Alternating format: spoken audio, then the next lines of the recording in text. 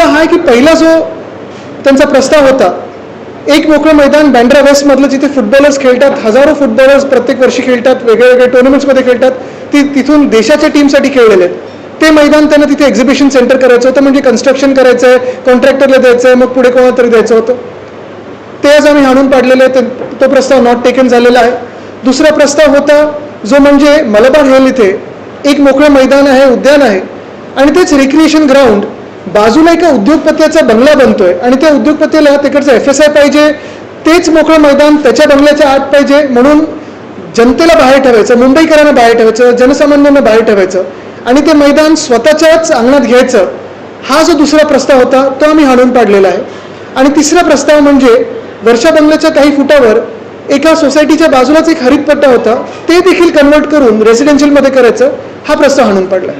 पण ह्याच्याहूनही पुढे जाऊन अजून एक भयानक प्रस्ताव जो खाजगीकरणाचा होता तो म्हणजे रक्तपेढ्यांचा. ब्लड बँक आत्तापर्यंत मुंबई महानगरपालिकेच्या मोफत असायच्या, सगळ्या पेशंटना आपण मोफत पिशव्या द्यायचो, आणि मुंबईकरांचं रक्त असेल ज्यांनी रक्तदान केलेलं आहे. आपण पाहतो अनेक पक्ष असतील, अनेक सामाजिक संस्था असतील, अनेक NGOs असतील, ह्या सगळे रक्तदान करतात आणि त्याच्यात पुढाकार शिवसेनेचा नेहमी असलेला आहे.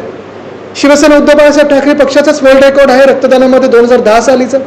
आत्ता पण आपण पाहतोय वंदनीय हिंदू सम्राट बाळासाहेब ठाकरेंची जन्मशताब्दी आहे, त्यानिमित्ताने अनेक लोकांनी रक्तदान शिबिरं घेतलेली आहेत, आणि हे रक्त आपण सगळं रक्तदान करून या रक्तपेढ्यांना देतो. आणि तीच मुंबई महानगरपालिका, तीच सुधार समिती आज प्रस्ताव आणणार होती की ह्याचं खाजगीकरण करून जे मोफत आपण पेशंटना द्यायचो त्यांना कमीत कमी 1100 रुपये, आणि मग जी काही महागाई वाढत चालली आहे त्याच फॅशनमध्ये वाढवायचं. ह्या सगळ्या प्रस्तावांचा मी विरोध केला. काल देखील मी पत्रकार परिषद घेऊन सांगितलं होतं की ह्याच्यात ज्यांचा हात नसेल किंवा ज्या पक्षांचा हात नसेल ते सगळे विरोध करतील. आज मला आनंद आहे की आजच्या सुधार समितीमध्ये हे सगळे प्रस्ताव पुन्हा पाठवले गेलेले आहेत, पण यांना दफ्तरी दाखल करणं गरजेचं आहे, रद्द करणं गरजेचं आहे, तर आणि तरच मी मान्य करीन की हे सगळे प्रस्ताव पुन्हा मागे गेलेले आहेत. एक मोठं यश आम्हाला मिळालेलं आहे. पहिला टप्पा मुंबईकरांचा हा यशस्वी ठरलेला आहे, पण प्रत्येक अशा प्रस्तावांची नजर राहील आणि याच्यात कोणाचा हात आहे, मग भाजपचा हात आहे की मिंदेंचा हात आहे, हे स्पष्ट होत जाईल आणि लोकांसमोर येत जाईल. तुम्ही थेट असं कळलंय की देवेंद्र फडणवीस मुख्यमंत्री त्यांना देखील कॉल केला होता या संदर्भात? नाही, असा कॉल कुठचाही झाला नव्हता. जेव्हा आमचं अधिवेशन सुरू होतं तेव्हा एका मैदानासाठी मी मुख्यमंत्री महोदयांना भेटलो होतो, तरी देखील तर माझ्या पण कानावर आलं आपल्याच माध्यमातून की त्यांनी लक्ष घातलं, त्यांनी याची दखल घेतली. काल पत्रकार परिषद असेल किंवा जे काही आपण पाहतोय पक्षांमध्ये, कारण मी काल भाजपला पण अपील केलं होतं, मी आपल्याच माध्यमातून भाजपला देखील अपील केलं होतं की जर त्यांचा ह्या प्रस्तावाला पाठिंबा नसेल तर त्यांनी याचा विरोध करणं गरजेचं आहे.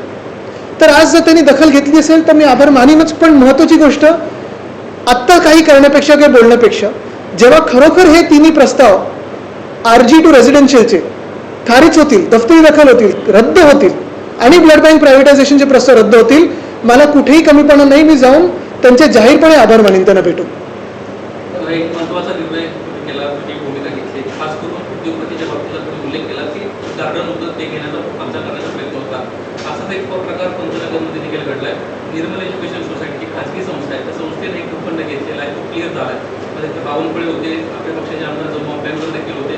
या बाबतीत आपण भूमिका घेणार आहे का? नक्कीच आम्ही घेणार आहोत. आपण पाहिलं असेल सर्व मुंबईमध्ये आता आज पण एक मैदान परत ढापण्याचा प्रकार होता, तिथे देखील आमचे आमदार महेश सावंतजींनी आंदोलन केलेलं आहे. तिथे आमचे निशिकांतजी पण आंदोलन करत होते, जे नगरसेवक आहेत. अनेकदा असं होतं की आमदारांना जेव्हा एखादं इन्व्हाइट येतं तेव्हा तुम्हाला बोलवलं जातं की सरकारी कार्यक्रम आहे, पण पूर्ण गोष्ट सांगितलं नसेल. पण जी काही महत्त्वाची गोष्ट आहे बघा, कुठेही जर काही चांगलं होत असेल, जनतेसाठी अजून सुसज्ज काहीतरी होत असेल, परवडणार होत असेल, मोफत होत असेल, कुठेही विरोध नाही. पण कुठच्याही सेवेला किंवा कुठच्याही मुंबई महानगरपालिका असेल अथवा शासकीय वस्तू, जागा, सेवा ही खाजगीकरण होऊन कोणाच्या तरी खिशात जाणार असेल, मालकी हक्काची होणार असेल तर त्याला आमचा विरोध राहील. जर सेवा सुधारणार असतील, कोणीतरी पुढे पाऊल चांगलं करत असेल, मुंबईसाठी असेल, महाराष्ट्रासाठी असेल, तर आम्ही त्याचा विचार करू.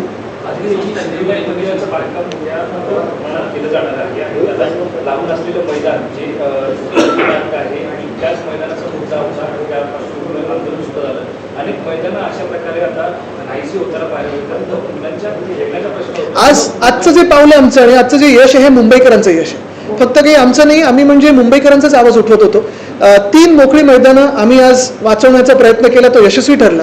पण जसं मी सांगितलं की मुख्यमंत्र्यांचे आभार असेल किंवा पूर्ण समितीचे आभार, हे मी ह्याच वेळी मानेन जेव्हा हे जे प्रस्ताव आहेत ते पूर्णपणे रद्द होतील आणि ज्या आत्ता जसे मोकळी जागा आहे किंवा जिथे फुटबॉल असेल, जिथे हरित पत्ता असेल, ते पुन्हा रिस्टोर होईल. ही पहिली गोष्ट. दुसरी गोष्ट म्हणजे जसं आपण सांगितलं ना की साधारणपणे हे जे काही प्रकार चालू आहेत, कुठे काय TP-मध्ये चेंज होतोय का, सुधार समितीमध्ये, आणि म्हणून मी काल विचारलं ना की सुधार समिती की बिघाड समिती, हे तिकडच्या सगळ्या लोकांनी विचार करणं गरजेचं आहे, तिकडच्या मेंबर्सनी विचार करणं गरजेचं आहे. एका मोठ्या विश्वासाने ह्या सगळ्या लोकांना, नगरसेवकांना जनतेने मतदान केले, कुठच्याही पक्षाचे असो, आणि आपलं कर्तव्य हे आहे की आपल्या शहराबद्दल आपुलकीने विचार करून शहर वाचवायचं कसं आणि पुढे कसं न्यायचं, हा बॅलन्स कसा साधता येईल. स्थानिक लोकप्रतिनिधींना पण विश्वासात घेतलं जात नाही. 500 कोटींचा निधी हा देण्यात येणार आहे, मात्र आराखडा दाखवला नाही असं सुद्धा. नक्कीच अनेक प्रस्ताव असे असतात आणि आपल्याला अजून एक आठवण करून देईल. काल सिद्धिविनायक मंदिरासाठी 500 कोटी आहेत, पण आमच्या वेळी एकविरा मंदिराचं देखील आम्ही काम सुरू केलं होतं. महाराष्ट्रात 10 पुरातन मंदिरांचं आम्ही काम सुरू केलं होतं. अनेक मंदिरांना फंड दिला होता. त्याचं पुढे काय झालं, कारण एकविरा देवी अनेक, जसं आम्ही भाविक आहोत, अनेक लोक जे जात असतात, आत्ता थोड्या पायऱ्यांची डागडुजी करणं गरजेचं आहे, लिफ्ट लावणं गरजेचं आहे, तिथे बाजूला हेरिटेज साईट आहे, त्या गुंफा आहेत, त्या देखील ठीक करणं गरजेचं आहे. आता जे मे महिना संपत आलेला आहे, नालेसफाईबाबत अजूनही काही स्पष्टता येत नाही, कारण नालेसफाई नाही झाली तर मुंबईचे काय पावसाळ्यात तुम्हाला मुंबईचं काय होणार आहे आपण दिसणं बघणार आहे, कारण मुंबईचे हाल आता आपण पाहतोय, पाण्याचे कट लागलेले आहेत. गारगई धरणाच्या मागे पलटायत, पण डिसॅलिनेशनचा जो प्रस्ताव आमचा होता तो प्रोजेक्ट पूर्ण केला असता या लोकांनी तर आत्तापर्यंत मुंबईला पाणी आलं असतं, कुठेही कट लागण्याचा प्रश्नच नव्हता. मुळात गोष्ट ही आहे, आपण पाहिलं असेल, नुसतं 10% नाही, अनेक ठिकाणी जास्ती टक्के पाणी कट लागलेलं आहे, प्रेशर कमी येत आहे, वेळ भयानक कुठची तरी भलती करून टाकलेली आहे. रस्त्याचा जर तुम्ही हाल बघितले तर अनेक रस्ते जे सेंट्रलाइज्ड 2 वर्षापूर्वीपासून सुरू झाले होते ते पूर्ण नाही झाले. जसं कोळीवाड्यामध्ये आमच्या, मी अनेकदा हा विषय घेतलेला आहे की सेंट्रल कुठचं तरी काम सुरू होतं, तिथे वॉर्डाचं काम वॉर्डांनी पूर्ण केलेलं आहे, पण हे जे काही सेंट्रल कामं दिली होती, कोळीवाड्यातला महत्त्वाचा रस्ता सेफ स्टेजवर तरी आणलाय का तुम्ही? मग आम्ही किती आंदोलनं करायची आणि कशावर बोलायचं हा एक विषय असतोच, पण प्रत्येक गोष्टीत तुम्हाला आंदोलन, प्रत्येक गोष्टीत काही तिथे राडे झाल्यानंतरच तुमचे डोळे उघडणार आहेत का? साधी गोष्ट, रस्ता एवढे वर्ष लोक बनवत आलेले आहेत, एक रस्ता आहे जो तुम्हाला जेवढा झेपतोय तेवढाच करा, पुढचं कशाला खोदून ठेवता? आदित्यजी तोच मुद्दा होता की नालेसफाईसोबत रस्त्यांचा सुद्धा प्रश्न होता. अनेक रस्ते मुंबईमध्ये खोदून ठेवण्यात आलेले आहेत. पावसाच्या पार्श्वभूमीवर सकल भागात पाणी साचतं आणि त्या ठिकाणी सुद्धा बरेच खड्डे निर्माण होतात. नाले, खड्डे, रस्ते असे प्रश्न निर्माण होतात. ज्या पार्श्वभूमीवरती कामं केली जात आहेत त्या तारखेच्या 31 तारखेच्या रस्ते पूर्ण काय सांगता? हे तुम्ही आणि मी दोघेही फिरतोय आपण, जसं आपण आधी देखील फिरायचो, आपल्याला आठवत असेल, मी प्रेसला घेऊन महापौरांच्या सोबत AMC DMC सगळे घेऊन फिरायचो.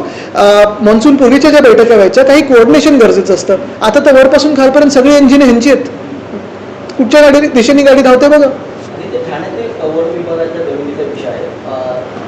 खाजगी विकासकांनी त्या जमिनीवर कब्जा केला, जवळपास 200 एकरची जमीन आहे आणि TDR जो आहे तो ते विकासकाला महापालिकेकडून देणार, म्हणजे जवळपास 2800 कोटी देणार महापालिकेकडे दिलेला. ह्याच्यावर अजून काही पुरावे घेऊन आम्ही समोर येणारच आहोत. येऊरचं जे त्यांनी स्कॅम केलंय आणि हे सगळे जे काही खाजगी विकासकाला घेऊन जंगलामध्ये, ह्याच्यात जंगलात परत कोण जात असतं तुम्हाला माहिती आहे, तर त्याच्यात कोणाचा हात आहे का हा बघणं गरजेचं आहे. पण मुळात पुन्हा एकदा मी तुम्हाला माझ्या महत्त्वाच्या मुद्द्यावर आणतो. आज एक मोठं यश मुंबईकरांना मिळालेलं आहे. 3 मोकळी मैदानं, जिथून एक तर मोकळं मैदान, एक उद्योगपतीच्या घराच्या बाजूला, दुसरं फुटबॉलसाठी, तिसरं हरित पट्टा, हा आज वाचवण्यात आपल्याला यश मिळालेलं आहे.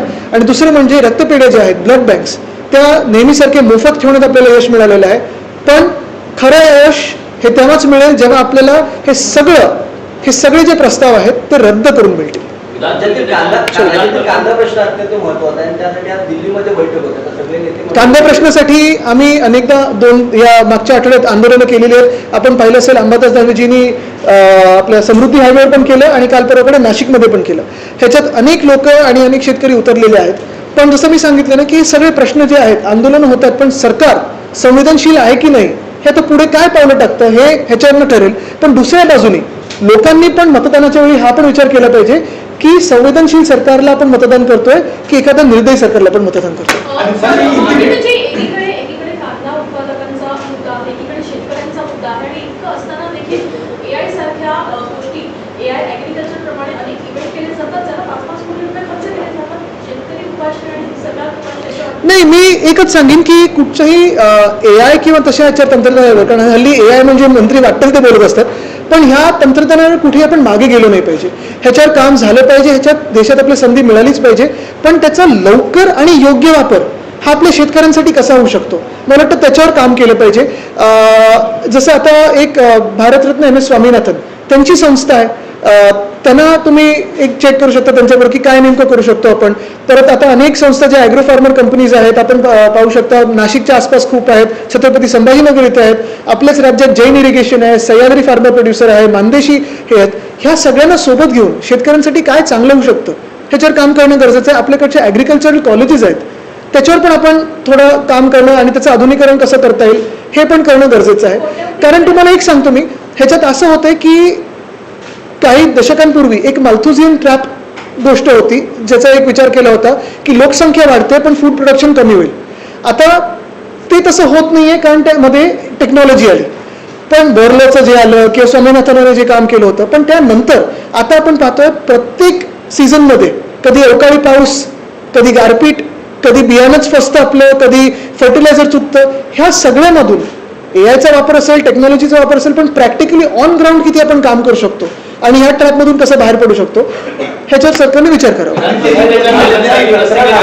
महायुतीमध्ये शिंदेना दिल्ली दरबारी जावं लागतं तरी पण कमी झाल्या पदावर पडतात, सगळेच गेले दिल्ली दरबारी. ठीक है, आज मुझे लगा आप तो नहीं है आज. जो मुंबई में ग्राउंड का लैंड एंक्रोचमेंट चल रहा है उसके बारे में क्या?